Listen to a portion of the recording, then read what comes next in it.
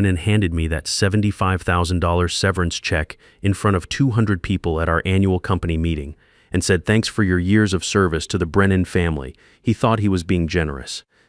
What he didn't realize was that he just triggered the most expensive handshake in his family's 60-year business history. My name is Vince Dalton. I'm 47 years old, and until 3 days ago, I was the guy who kept Brennan Manufacturing running when everything else fell apart. For 22 years, I've been the one they called at 2 a.m. when a production line went down, when a major client threatened to walk, when the numbers didn't add up and someone needed to figure out why. Charlie is 42, 5 years younger than me, but I've known him since he was a college kid doing summer internships, while I was already running the operations floor. His father, Old Man Brennan, used to joke that Charlie learned more about manufacturing from watching me than from his fancy business school. That was back when jokes between us still felt comfortable, but let me back up to that moment in the conference room, because that's where everything changed. The Brennan Manufacturing main conference room overlooks our production floor through thick glass windows. You can see the whole operation from up there, the stamping presses that shape automotive parts, the assembly lines where workers bolt together components that end up in Ford trucks and Tesla batteries, the quality control stations where Elena's team checks every piece before it ships. I built most of that layout myself, back in 2003 when we were struggling to compete with overseas manufacturers. Old Man Brennan had given me a simple directive: make us efficient enough to survive, or we're all looking for new jobs. It took me 8 months of 70-hour weeks, but I redesigned the entire flow. Eliminated bottlenecks, reduced waste, cut production time by 30% without sacrificing quality. Charlie stood at the front of that same conference room now, the one where his father and I used to plan production schedules every Monday morning for 2 decades. Behind him, a projector displayed slides showing our best year ever. Record profits, expanded contracts with Ford and Tesla, efficiency ratings that made industry publications want to interview us. "This success didn't happen by accident," Charlie said, his voice carrying that smooth confidence he'd picked up from his MBA program at Northwestern. "It took vision, dedication, and the courage to evolve with changing markets." I was sitting in the back with the operations team, same spot I'd occupied for every company meeting since 1999. Elena Rodriguez from Quality Control was on my left, Mickey Kowalski from Maintenance on my right. These were people who understood how things actually worked, who knew which machines needed extra attention on humid days, which suppliers delivered on time versus which ones required follow-up calls, which processes couldn't be rushed no matter what the timeline said. Elena leaned over and whispered, "He's using your efficiency slides again." She was right. Every chart, every graph, every improvement metric on that screen had my fingerprints on it. The lean manufacturing system that eliminated waste. That was my design. The supplier relationships that kept our costs competitive, I'd spent years building those connections. The quality controls that earned us those automotive contracts, I'd written those protocols myself after studying Toyota's methods and adapting them for our smaller operation. My name wasn't on a single slide. Charlie continued his presentation, clicking through data that told the story of our turnaround. In 2008, when the automotive industry nearly collapsed, Brennan Manufacturing had been 3 months away from bankruptcy. Half our workforce laid off, 2 major contracts canceled, creditors calling daily. That's when his father pulled me into his oak-paneled office and said something I'll never forget, "Vince. I need you to save this company. Not as an employee, as a partner. Someone who has skin in the game." We'd structured my role differently than typical employment. Instead of just putting me on payroll, we created Dalton Systems Integration as a separate company. Brennan Manufacturing would license my operational framework, my process improvements, my supplier relationships. Everything I built would remain technically mine, with licensing agreements that protected both parties. Old Man Brennan understood that if someone was going to rebuild his company from scratch, that person needed more than just a salary and a promise. They needed security. As we move into our next phase of growth, Charlie said, pausing for effect like he'd practiced this moment, "Brennan Manufacturing needs leadership that can take us beyond operational excellence into strategic innovation." Which is why I'm announcing some important changes to our executive structure. That's when I felt Mickey tense up beside me.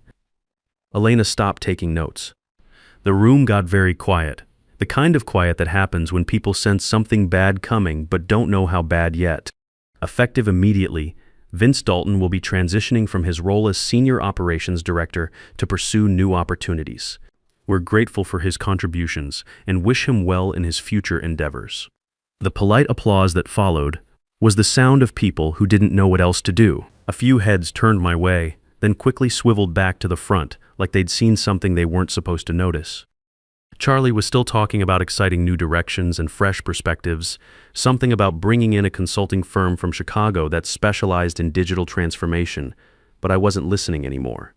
I was thinking about Section 4.7 of the Technical Services Agreement I'd signed with his father back in 2001. After everyone filed out, mumbling awkward congratulations or avoiding eye contact entirely, I walked straight to my office. Not to clean out my desk, I'd do that later. I had more important work to do first. I opened my laptop and logged into the Dalton Systems portal, the same system I'd been maintaining for over 2 decades. The control dashboard showed everything in green: active licenses, equipment certifications, supplier authorizations. Every critical system that kept Brennan Manufacturing operational depended on approvals that only I could grant or revoke. See, when old man Brennan brought me on full-time after I'd gotten out of the Army in 1999, he insisted we structure things differently than a typical employment arrangement. I'd spent 8 years in military logistics, managing supply chains for bases across 3 different deployments. When I mustered out at 25, I knew I wanted to work in manufacturing, but I also knew I never wanted to be at the mercy of someone else's whims again. Too many good surgeons I'd served with got screwed over by officers who didn't understand the difference between leadership and management. "You're not just another hire, Vince," Brennan Sr. had said in his oak-paneled office back in 2001. "You're going to be rebuilding this place from the ground up. I want you to have some protection, some control over what you create. That way, if something happens to me, you're not left hanging." Smart man, Brennan Sr. He'd seen what happened to other family businesses when the founder died and the kids took over. Sometimes the new generation understood what made the company work. Sometimes they didn't. He wanted to make sure the person who saved his company wouldn't get thrown away by someone who inherited success they hadn't earned. So we set up Dalton Systems Integration as a separate company. Brennan Manufacturing licensed my operational framework, my process improvements, my supplier relationships. Everything I built remained technically mine, with licensing agreements that protected both parties. I got security and control over my work. He got someone with skin in the game who would treat his company like their own. The key clause was buried in Section 4.7 of the Technical Services Agreement. If Brennan Manufacturing terminated my operational oversight without documented cause or mutual written agreement, Dalton Systems Integration retained the right to immediately suspend all licensing. Equipment calibrations, supplier contracts, quality certifications, process documentation, all of it tied to agreements that required my personal authorization to remain active. Charlie had no idea any of this existed. His father had handled all the legal details personally, and after the old man passed from cancer 2 years ago, Charlie never bothered reviewing the paperwork. He'd inherited a successful company and assumed that success came from the Brennan name and his MBA education, not from the intricate web of relationships and systems that actually kept the place running. I pulled up the licensing agreements and reviewed the termination clauses. Clear as day, unauthorized change in operational oversight triggered immediate suspension rights. Charlie's little announcement had just qualified as an unauthorized change.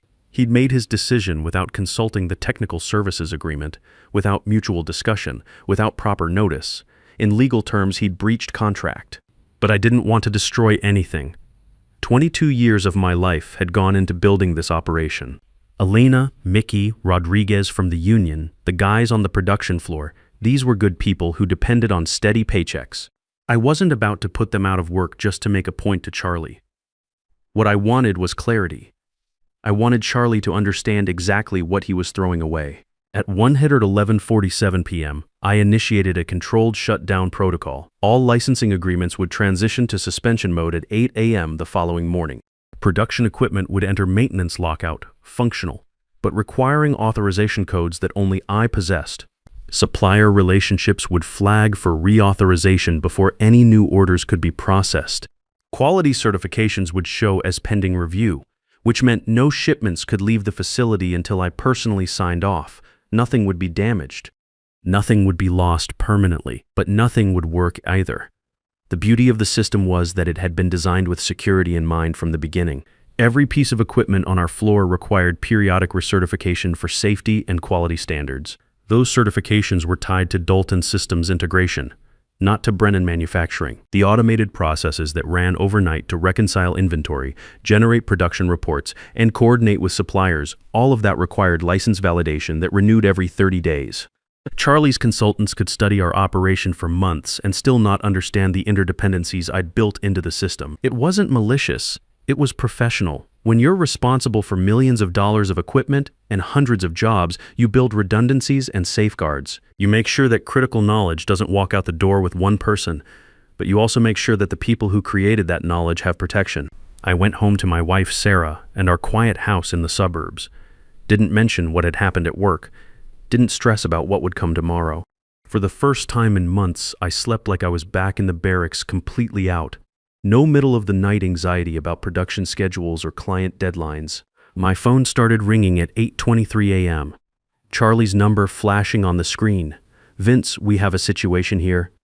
The production lines won't start up." Everything's showing error codes. I was sitting at my kitchen table, drinking coffee and reading news on my tablet. Sarah had already left for her job at the elementary school. The house was peaceful. "What kind of error codes?" I asked. "Authorization failure, licensing invalid, certification required. Our IT guys can't figure it out. None of the equipment manuals make sense." Sounds like a licensing issue. "Have you checked your technical services agreements?" Long pause. I could hear voices in the background, people talking fast and loud the way they do when expensive things aren't working. "What technical services agreements?" "The ones your father signed with Dalton Systems Integration back in 2001. They cover operational oversight, equipment authorization, supplier relationships, pretty much everything that matters for day-to-day operations." More silence, then Charlie's voice, smaller now. "I need you to come in. We need to talk. I'm not an employee anymore, Charlie. You made that clear yesterday in front of everyone. If Brennan Manufacturing needs technical consulting, you'll have to contract with Dalton Systems Integration." "Vince, come on, don't be like this. I'm not being anything. I'm following the agreements your father and I signed. The same agreements that protected this company when your dad got sick and couldn't work for 6 months. The same agreements that kept everything running smoothly during the transition after he passed. You want to change the relationship, that's your right. But changes have consequences. By noon, the losses were adding up fast. $50,000 per hour in idle production time, and that was just the direct costs. The Tesla contract had penalty clauses for missed deliveries, $25,000 per day for every day we were behind schedule. Ford was already asking questions about delays on their truck component orders. Our reputation for reliability, built over 22 years of never missing a deadline, was starting to crack after just 4 hours. Mickey called me around 1 p.m., his voice stressed in a way I'd rarely heard. Mickey had been with the company almost as long as me, starting as a maintenance apprentice fresh out of high school and working his way up to head of facilities. If there was anyone who understood how all the pieces fit together, it was him. "Boss, they got consultants in here trying to figure out the equipment lockouts. These guys don't know a torque wrench from a socket set. One of them asked me why we couldn't just reboot the machines like they were computers. How's the crew handling it? They're asking what you want them to do. Management's telling them to cooperate with the consultants. But nobody trusts these outsiders with the machinery. Rodriguez is talking about calling a safety meeting if they keep trying to override the lockout systems." Rodriguez was our union steward, a solid guy who'd been looking out for the workers for over a decade. If he was considering safety protocols, it meant the consultants were getting dangerously close to doing something stupid. "Tell Rodriguez to follow standard safety procedures. If the consultants can't demonstrate proper certification for the equipment they're trying to access, the lockouts stay in place." That's what I figured, but Charlie's getting pretty heated about it. He's been on the phone with these consultant guys for the last hour, and they're promising they can have everything running by end of day. I almost laughed.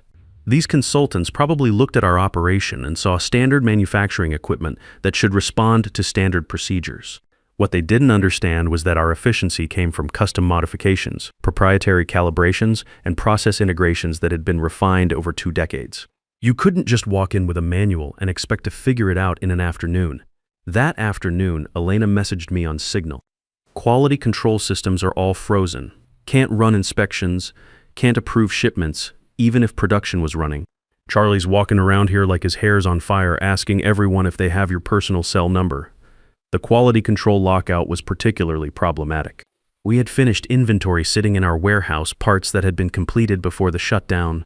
Under normal circumstances, Elena's team would run final inspections and those parts could ship while we sorted out the production issues. But the quality management system required active certification to generate the shipping documents that our automotive clients demanded. No certification, no shipments, no revenue. Around 3 p.m., I got a call from our biggest supplier, Anderson Steel. Tom Anderson and I had been doing business for 15 years, ever since I'd helped his company through a cash flow crisis by prepaying for materials we wouldn't need for 2 months. Vince, we got purchase orders coming through from Brennan, but they're not on your authorized vendor list. Our system won't process them without your digital signature per our contract. Then don't process them. That's what I figured, but this Charlie fellow seems pretty upset about it. He's been calling here every hour asking why we can't just expedite the paperwork. I tried to explain that vendor authorization isn't paperwork. It's a safety and quality protocol, but I don't think he understood. The vendor relationships were probably the most complex part of what I'd built. It wasn't just about getting the best prices, though that mattered. It was about understanding which suppliers could deliver quality materials on tight deadlines, which ones needed extra lead time but never disappointed, which ones could handle custom specifications without extensive back and forth. I'd spent years building trust with these companies, visiting their facilities, understanding their capabilities, establishing protocols that protected both parties. Charlie couldn't just call up Anderson Steel and expect them to treat him like they treated me. Trust in business doesn't transfer automatically with titles. By 5 p.m., the daily loss had hit $400,000. Charlie called again, and this time he sounded desperate. "Vince, this is ridiculous. You're sabotaging the company. I'm protecting my intellectual property and business relationships. Everything's working exactly as designed. This is extortion. This is contract enforcement. Your father understood the difference. My father's been dead for 2 years. This is my company now, your company, my systems. Your father made sure we both had protection. You want to change the relationship? We can discuss that. But you don't get to just throw away agreements because they're inconvenient. What do you want? I want to have a conversation about this situation. Face to face, like adults? Fine. My office tomorrow morning. No. Neutral ground, Murphy's Diner, 8 a.m. The same place where your father and I used to meet when we had important things to discuss. The next morning brought bigger problems. Rodriguez called me at 6:30 a.m. while I was getting dressed for the meeting with Charlie. "Vince, the guys are refusing to work with these consultants. Jimmy Torres nearly got hurt yesterday because some consultant bypassed a safety lockout without understanding why it was there. The machine cycled while Jimmy was doing maintenance work. Is he okay? Yeah, but only because he heard something wrong and jumped back. Could have been bad, real bad. These consultant guys don't understand our safety protocols, and they're getting frustrated because nothing's working the way they expect. What's Charlie saying about it? He's threatening to fire anybody who doesn't cooperate. But here's the thing, the guys trust you, not him. They want to know what you think they should do." This was the part I'd been dreading. I didn't want to put good people in the middle of a dispute between Charlie and me. These were guys with mortgages and car payments and kids who needed health insurance. But I also couldn't stand by while someone endangered them with reckless shortcuts. Tell the crew to follow standard safety protocols. If the consultants can't demonstrate proper certification and understanding of our safety procedures, they don't touch the equipment. Period. And if Charlie threatens to fire people over it, then he'll be explaining to the state labor board why he terminated employees for following safety protocols. At 8 a.m. sharp, I walked into Murphy's Diner. Charlie was already there, sitting in the same back booth where his father and I used to meet every few months to discuss long-term planning. He looked like he hadn't slept much, his usually perfect hair disheveled, his tie loosened before the day had even started. Murphy's hadn't changed in 20 years. Same red vinyl booths, same coffee that was strong enough to wake the dead, same smell of bacon grease and honest work. Charlie looked out of place here in his expensive suit, but his father had loved this spot. "Real decisions get made where real people eat," Brennan Sr. used to say. I slid into the booth across from Charlie. He started talking before I'd even settled in. "Vince, I made a mistake. I should have talked to you first. You should have read the contracts first." He rubbed his face with both hands, looking older than his 42 years. "I didn't know about the technical agreements. Dad never mentioned them. Your father was a smart man. He understood that operational control isn't the same as ownership. He wanted to make sure the person rebuilding his company had some protection. The waitress came over, an older woman named Betty who'd been serving coffee here since before either of us started working. "Morning, Vince. Usual. Thanks, Betty." Black coffee and wheat toast. She looked at Charlie. "You eating, hon? Just coffee."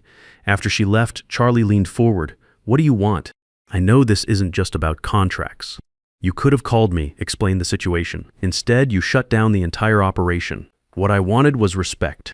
What I wanted was a conversation before you made decisions that affected 22 years of my work. What I wanted was acknowledgement that the success you were bragging about in that meeting didn't happen by magic." "Okay, I get it. I screwed up the announcement. But we're past that now. What's it going to take to fix this?" I slid a folder across the table. "New technical services agreement. 5-year term with automatic renewal clauses. Dalton Systems Integration becomes the exclusive operational partner for Brennan Manufacturing. I maintain control over all process improvements, supplier relationships, and quality systems." Charlie opened the folder and read the first page, his expression getting darker with each paragraph. "This makes you essentially untouchable. It makes Dalton Systems untouchable. If you want to make changes to operations, we discuss them first. If you want to bring in consultants, they work through me. If you want to terminate the relationship, you need documented cause and a 90-day transition plan that ensures continuity. And the current situation, resolved within 24 hours of signed agreements. Everything goes back to normal. Your people can get back to work. Your clients get their orders. Your reputation stays intact." He was quiet for a long time, staring out the window at the factory parking lot across the street. Half empty because of the production shutdown, with more cars pulling in as the day shift arrived to find out they couldn't work. "You know, I always looked up to you," he said finally. "When I was in college, coming home for breaks, you were the guy I wanted to impress. Dad always talked about how smart you were, how much the company depended on you. Then why didn't you talk to me before making changes?" "Because the board was pressuring me. The investors wanted to see fresh leadership, new ideas. They kept saying I needed to put my own stamp on things, stop relying on Dad's old team." "And your wife?" He looked surprised that I knew about Melissa's influence. "She kept saying I needed to assert my authority, show everyone that I was really in charge now, not just living in Dad's shadow. Your authority comes from competence, not from firing competent people. Your father knew that." Betty came back with our coffee and my toast. The diner was filling up with the breakfast crowd, construction workers, retirees, people who understood the value of honest work and fair dealing. Charlie looked around like he was seeing the place for the first time. "If I sign this," he said, "what changes between us, professionally?" "We work together like before, but with clear boundaries." Personally, I shrugged. "That's up to you. Trust isn't something you can put back together with a contract." By day 3, the losses were approaching $1.2 million. The Tesla contract penalties alone were $75,000. Ford had started asking pointed questions about our reliability. 2 smaller clients had called to express concerns about our ability to meet upcoming deliveries. More importantly, the story was starting to get around the industry. Word spreads fast in manufacturing, especially in a region where everyone knows everyone else's business. Other family companies were watching to see how this played out, wondering what happened when you throw away institutional knowledge for fresh thinking. Charlie signed the agreements that evening, in his father's old office, with his lawyer present to witness the documents. By the next morning, all systems were operational. Production lines hummed back to life, shipments resumed, suppliers processed orders. The consultants from Chicago packed up their briefcases and went home $50,000 poorer and no wiser about how real manufacturing works. But something fundamental had changed between Charlie and me. The easy relationship we'd built over 2 decades, the almost brotherhood that had carried us through good times and bad, that was gone. We could work together professionally, and we did. But the personal bond was broken. 3 months later, Charlie hired a new VP of Strategic Development, someone with an MBA and consulting experience to handle investor relations and long-term planning while I focused on operations. It was actually a smart move that gave him the credentialed presence the board wanted, without interfering with day-to-day production. The company is doing fine now. Better than fine, actually. Having clear boundaries between strategic planning and operational control has eliminated a lot of the confusion that was building up. Charlie handles the vision stuff, the investor meetings, the long-term contracts. I handle the execution, the daily operations, the relationships that keep everything running smoothly. It works because we both understand our roles now, but I keep that signed technical services agreement in my desk drawer, right next to the $75,000 severance check I never cashed. Both documents remind me of the same lesson. Preparation matters more than loyalty when people decide your value for you. If there's anything I learned from this whole experience, it's this. Your real security doesn't come from someone else's promises or good intentions. It comes from making yourself so essential that replacing you costs more than respecting you. And if you're smart about it, you make sure everyone understands that before they have to learn it the hard way. Trust is good, but contracts are better. And when someone shows you exactly how much they think you're worth, believe them the first time.